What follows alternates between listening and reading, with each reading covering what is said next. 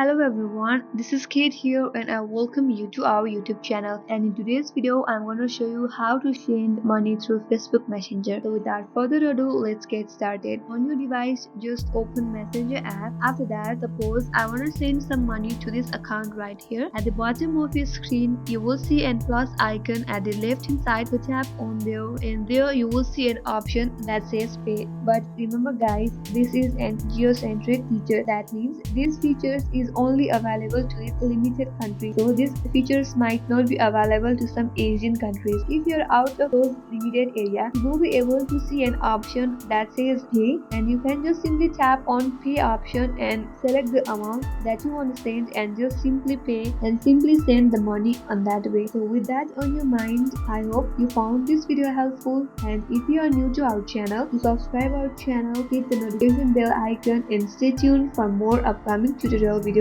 Thank you for watching till the end. I will see you on next video.